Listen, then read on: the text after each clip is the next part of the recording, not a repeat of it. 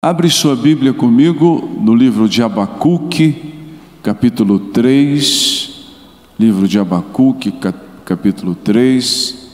Muito bom poder estar no seu lar também, compartilhando contigo.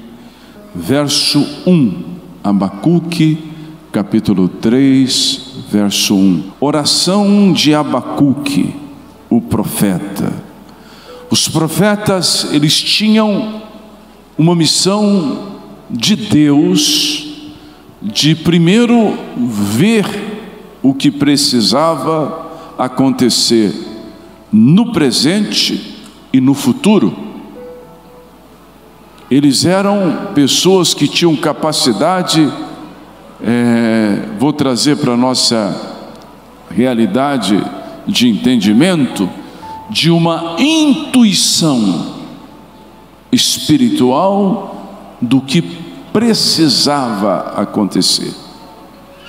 Lógico, tendo consciência da realidade momentânea, daquele instante, daquele momento. A Bíblia diz que o profeta Abacuque, ele ora, ele intercede, ele clama.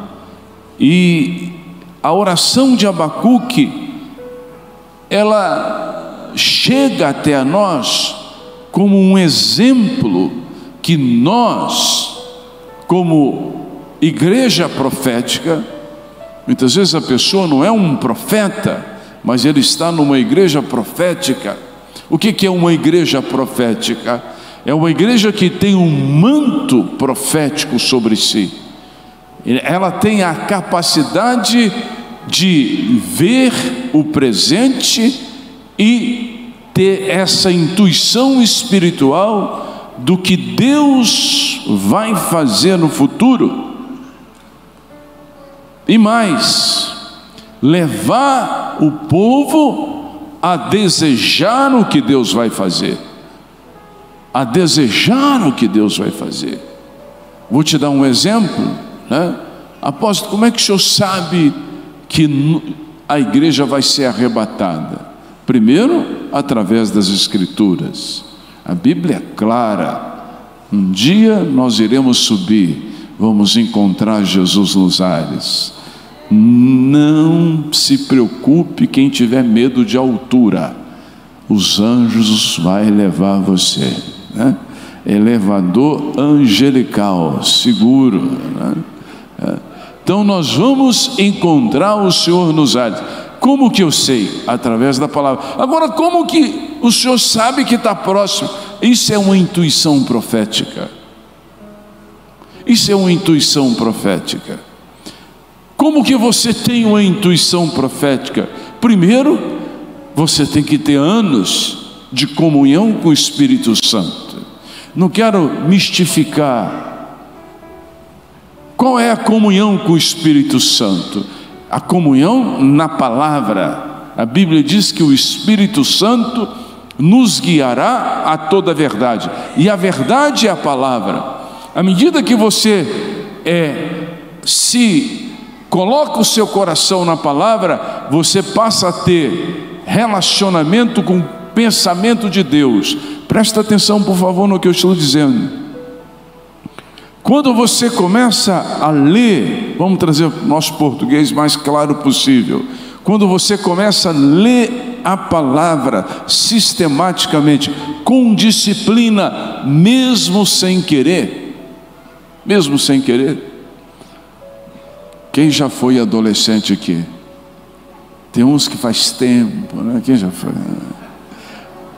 Nem todo adolescente gosta de estudar. É ou não é verdade? Eu estou sendo bondoso, Eu acho que 95% adolescente é adolescente. Aí que os pais fazem? Coloca um sistema de disciplina para estudar. Então vai estudar 2 horas, vai estudar 3 horas, vai estudar 1 hora. E depois você faz o que você tem que fazer. Mas tu tem que estudar. Aí o adolescente senta para estudar. Aquela minha época, não sei como é agora, física, química, matemática. Aí você, meu Jesus, e teu pai está lá, tua mãe está lá, como é que é? Você faz por disciplina e porque tem algo te impulsionando a ser uma pessoa disciplinada consigo mesmo. Assim é a leitura bíblica. Se você não se disciplinar a ter relacionamento com a palavra, você não terá intimidade com o Espírito Santo. À medida que a palavra, a Bíblia são os pensamentos de Deus. Mas foi homens que escreveram. Lógico que tinha que ser homens. Deus fez o homem à sua imagem, a sua o quê? Semelhança. Colocou ele no jardim do Éden e fala: seja o gestor da minha criação. Foi ou não foi? Então Deus deu ao homem essa capacidade. Só que a Bíblia diz que homens ungidos pelo Espírito Santo escreveram a palavra. Deus através do homem. À medida que eu leio a palavra, eu tenho intimidade com o pensamento de Deus. O pensamento de Deus me direciona espiritualmente a buscar o Espírito Santo. E eu tenho uma boa notícia para você: você não vê, mas o Espírito Santo está aqui. Quanto mais intimidade você tem com a palavra, como mais conhecimento você tem dos pensamentos de Deus, quanto mais você tem este relacionamento na leitura, Deus começa a direcionar a sua fé ao Espírito Santo. Aí você tem a palavra escrita e a presença do Espírito Santo. A partir deste momento, e essa igreja, a essência dela é esta: ela foi criada assim, e por isso ela tem essa intuição profética, e você pode ter essa intuição profética. Abacuque teve a intuição profética, e diz aqui no verso 2, e ele, olhando aquele momento, ele diz: ó Senhor, é a oração dele, ouvi o teu discurso e temi. Ó Senhor, aviva a tua obra no meio dos anos, e no meio dos anos faça conhecida. Na tua ira, lembra-te da tua misericórdia. Levanta suas duas mãos, por favor. Ore essa oração comigo. Levante bem alto, fala: ó Senhor, aviva a tua obra no meio dos anos, e no decurso dos anos faça conhecida. Isso é uma intuição profética. Antes da igreja ser arrebatada, nós teremos o último avivamento. Antes da igreja ser arrebatada, Deus está levantando um clamor, e este clamor é: Senhor, aviva a tua obra, aviva a tua obra. Que este avivamento venha de uma forma tremenda na face da terra. Deus move através de avivamentos. O que é um avivamento? Avivamento é um derramar de uma porção nova do Espírito Santo. O Espírito Santo, ele não está em plenitude em nós, porque nós não suportamos. Como que o homem pode suportar a plenitude de Deus? Porque o Espírito Santo é Deus. Ele não é apenas uma parte de Deus, ele é Deus. Deus Pai, Deus Filho e Deus o quê? O Espírito Santo. Nós temos as primícias do Espírito Santo. Quem tem as primícias do Espírito Santo? Agora, o que o Espírito Santo quer fazer comigo e com você? E por isso que Abacuque, na intuição profética dele, ele diz: Senhor, no decurso dos anos, derrama teu Espírito, derrama teu Espírito, derrama teu Espírito. E o primeiro momento que se vê deste grande derramar de Deus, abre tua Bíblia comigo, por favor, em Atos capítulo 2. Veja aqui, Atos capítulo 2. A oração de Abacuque, ela começa a ser, nesse exato momento, parte da igreja primitiva, parte da primeira casa da nova aliança. Olha o verso 2: E tendo chegado o dia de Pentecostes, eles estavam todos concordadamente em um só lugar. De repente veio um som do céu, como uma rajada de vento impetuoso. Quem já viu uma rajada de vento? Quem já presenciou algo assim, né?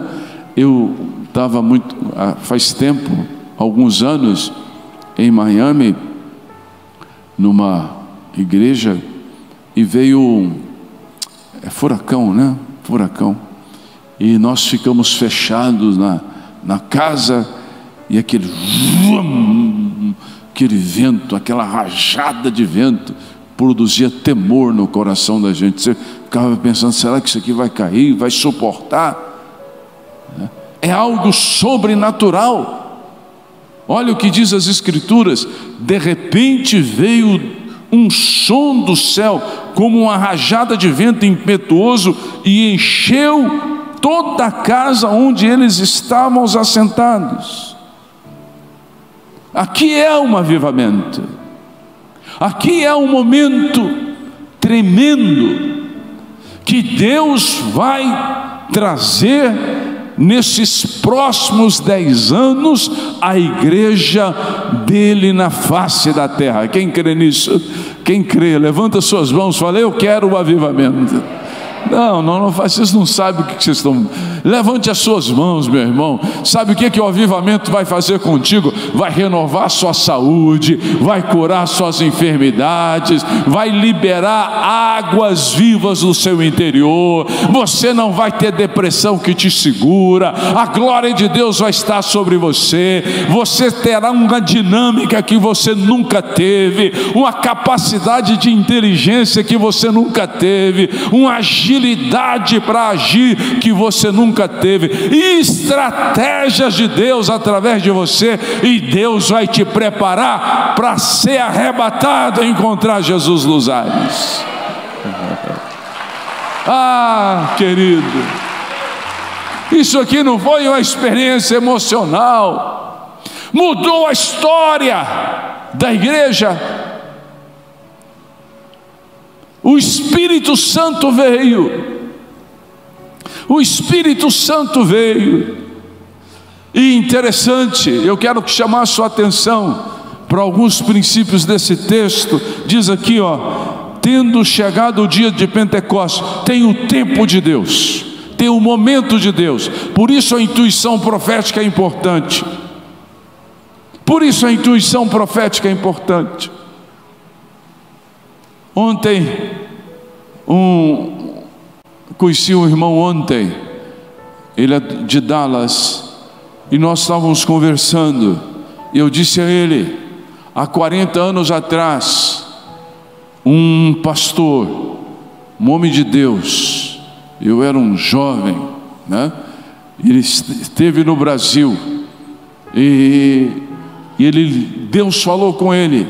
Nós éramos poucas pessoas, que um dia viria sobre o país um fogo, desceria do céu na região do Centro-Oeste, e este fogo, a partir do Centro-Oeste, iria trazer fogo para toda a nação brasileira e para várias nações. Passaram-se 40 anos. Hoje, alguns de nós estamos tendo essa intuição que o Pentecoste chegou, o tempo de Deus chegou. Eu e você nós não podemos ficar fora, porque esta geração aqui de Atos capítulo 2, nem todos entraram neste mover. Você vai ver que tinha reações contrárias, eles não entendiam, eles não compreendiam, porque o que vem do céu, o homem natural não entende. O que sai do coração de Deus, aquele que está sendo dominado por um espírito maligno não entende. Ele tem dois tipos de reações. Ou ele diz: eu não entendo, mas eu sei que é algo bom, eu quero então compreender. Ou ele critica e se fecha. Estão entendendo o que eu estou dizendo? Amém ou não? Então é o tempo que nós vamos ver um grande reboliço aqui na terra, num bom sentido. Como se explica 2 milhões ou 3 milhões ou 4 milhões de pessoas andando, marchando, declarando, sem uma agressão, sem um incidente, sem alguém passar mal, naquele sol, no meio da multidão, todo mundo glorificando o nome de Jesus? Não se explica. Aqueles que têm fome, porque a palavra de Deus é clara: quem tem fome e sede, vem a mim e beba. E ele diz lá: por que gastais o dinheiro naquilo que não é pão? Por que vocês fazem esforço para suprir o vazio que está aqui dentro, em algo que não pode suprir? O vazio do homem, a frustração do homem. Você pode ter tudo, você pode ter todos os bens naturais, você pode ter todos os relacionamentos, você pode ter uma família bonita, mas se você não tiver o Espírito Santo, você vai ficar angustiado e deprimido, porque o que preenche o nosso interior não é a família bonita, não são bens, não é diploma, é o Espírito Santo de Deus. Ele quer nos dar tudo isto, mas acima de tudo Ele quer se dar a nós. Quem quer o Espírito Santo? Levanta as suas mãos, fala: eu preciso. Fale alto, fala: eu preciso deste encontro com Deus. Eu necessito deste encontro com Deus. Eu conheço sintomas eu conheço a temperatura eu vou dizer algo, por favor, me entenda. Eu só quero explicar. Eu sou um médico espiritual, então eu sei o nível de fome que tu tem ou não, só de bater o olho. Eu sei como é o termômetro quando eu estou pregando. Eu sei aonde está o nível de presença, né? Posso até errar, mas eu sei até onde está o nível de interesse, e também sei que há uma camada de um espírito religioso tentando te impedir a romper e a alcançar muito maior unção do que você tem. Esse espírito religioso, o que ele faz? Não, vai à igreja, você só ir no domingo está ótimo. Esse espírito religioso, ele começa a criticar qualquer ação da igreja. Esse espírito religioso, ele começa a ver defeitos, ele começa a escolher palavras para ouvir, ele começa a escolher pregador. Você não tem que vir aqui porque eu prego, ou porque João, Pedro prega. Você tem que estar aqui porque o Espírito Santo está. O homem não é nada, o homem é apenas o homem. O que me move é a presença. O que me move não são os instrumentos. O que me move não é se o cantor é bom ou é ruim, não é se o pregador é bom ou ruim. O que me move é a sede de encontrar o Espírito Santo. Está entendendo? Quem está entendendo o que eu estou dizendo aí? Diga amém, por favor. Quando a pessoa não tem isto, ele faz escolhas Não, eu só vou se for a Bispa Rúbia, eu só vou se for fulano de tal, né? Eu só vou se for o apóstolo César, eu só vou se... Não, eu vou porque eu quero um encontro com o Espírito Santo. Você entende o que eu estou dizendo? A Bíblia diz que eles estavam ali no dia de Pentecostes. Por quê? Volta a página da tua Bíblia, por capítulo 1 de Atos. Olha, veja aqui, verso 7. E ele lhes disse: não pertence a vós saber os tempos ou estações que o Pai estabeleceu pelo seu próprio poder, mas recebereis o poder quando vier sobre vós o Espírito Santo, e sereis minhas testemunhas, tanto em Jerusalém, como em toda a Judéia, Samaria e até a última parte da onde, gente? Da terra. Agora volta ao verso 4. E tendo reunido com eles, ordenou-lhes que não partisse de Jerusalém, mas que esperasse a promessa do Pai, que, disse ele, de mim ouvistes.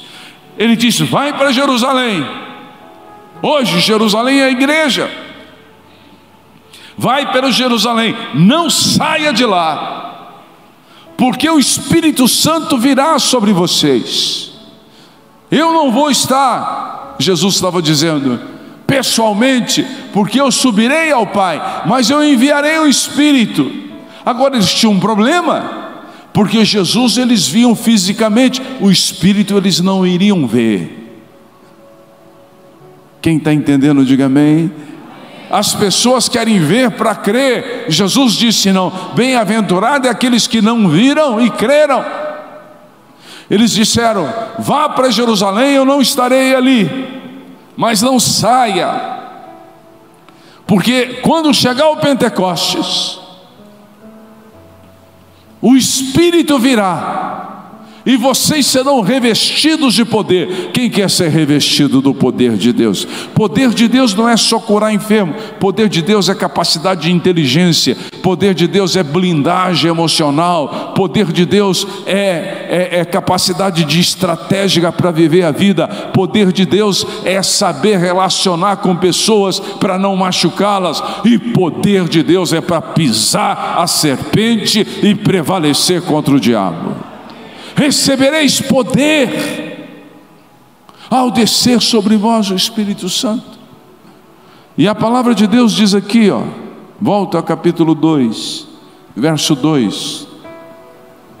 E de repente veio um som do céu, como de uma rajada de vento impetuoso, e encheu toda a casa onde eles estavam assentados, e lhes apareceram línguas como de fogo, que se repartiam e pousavam sobre cada um deles. E eu vou dizer algo para você, parece loucura, você vê, é como a pessoa, muitas vezes a pessoa que está do seu lado não está vendo, você fala: eu estou vendo, mas ele não está vendo, ele vai querer te levar para aconteceu isso, eu contei isso aqui uma vez, interessante.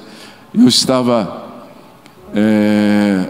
um parente da Bispa Rúbia me ligou, presbiteriano ele, e como ele sabia que eu vim da igreja presbiteriana, um senhor já faz tempo, mais velho do que eu, ele virou para mim e falou assim: existe o Espírito Santo? Eu falei: existe. Eu posso ser batizado pelo Espírito Santo? Eu falei: pode. Ele falou: o que eu tenho que fazer? Você pode vir aqui? Eu falei: não precisa disso não. Você vai orar pedindo para o Espírito Santo te batizar. Na época ele deveria ter uns 70 anos e morava em Campinas, São Paulo. Quem conhece, no centro ali, na Francisco Grisselli, tem uma praça. Então ele levantava cedo e ficava rodeando a praça e o quarteirão. Espírito Santo, me encontra. Espírito Santo, me encontra. Gideão, presbítero da igreja presbiteriana, já falei o nome mesmo, agora vai. Espírito Santo, me encontra. Espírito Santo, me encontra. Espírito Santo, me encontra. E a esposa e os filhos, já velho, preocupados. E ele chegava, eu orei para o Espírito Santo e vai acontecer. Espírito Santo, me encontra. Espírito Santo, me encontra. Diz que um dia de manhã, Espírito Santo me encontra, uma bola de fogo, uma língua de fogo desceu sobre ele. E ele, irmãos, isso numa igreja tradicional, misericórdia. Saiu dali, chegou em casa, não falava português, falava em línguas, cheio, pessoa culta, pessoa preparada, financeiramente muito bem estabilizado, reconhecido na sociedade. Começou a falar em línguas, não parava, o fogo queimava dentro dele. Reuniram a família, foram a um hospital psiquiátrico, contaram para o psiquiatra virou, me traz aqui que a gente interna.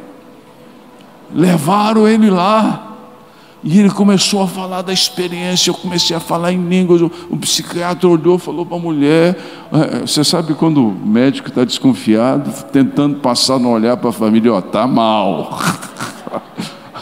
Aí ele, inteligente, falava para ele, o que eu tenho é o que o senhor está pensando. Eu encontrei o Espírito Santo. Aí ele começou a pregar para ele, você precisa dessa experiência. Aí piorou.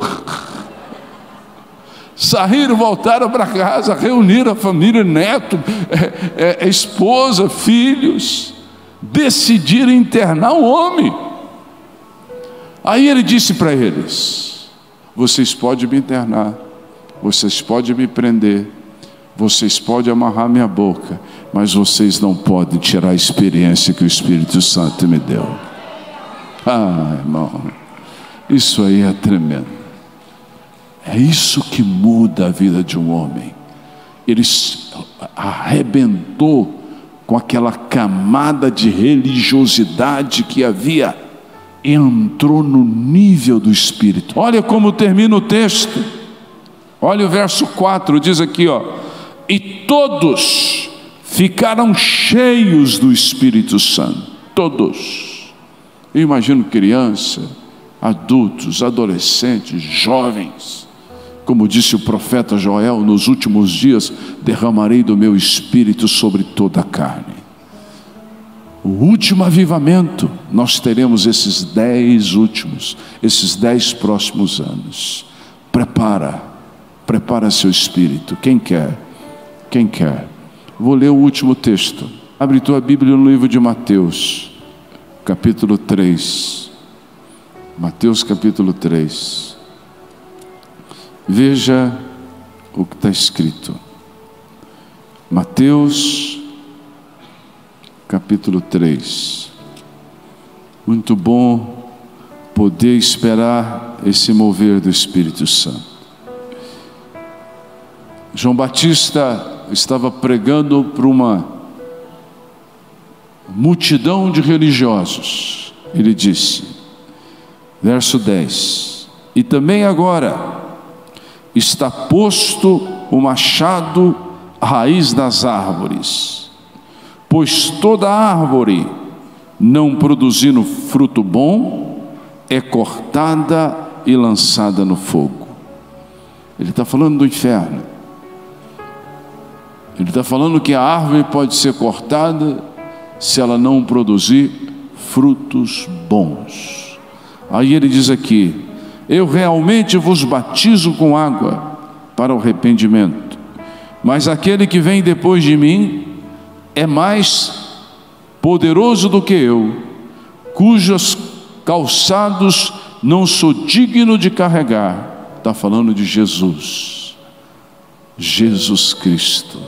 Ele vos batizará com o Espírito Santo e com quem, irmãos? Fogo. Levanta suas mãos, por favor.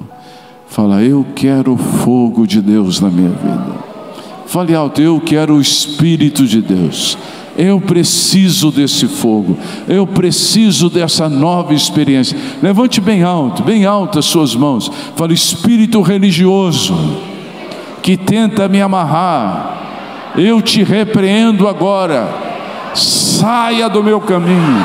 Põe a mão na sua testa, por favor. Fala: eu ministro agora a minha mente, o destravar da minha mente, dessa amarramento que esse espírito religioso produziu, e eu declaro agora: a minha mente está livre para ter os pensamentos de Deus e receber o Espírito Santo e o fogo de Deus.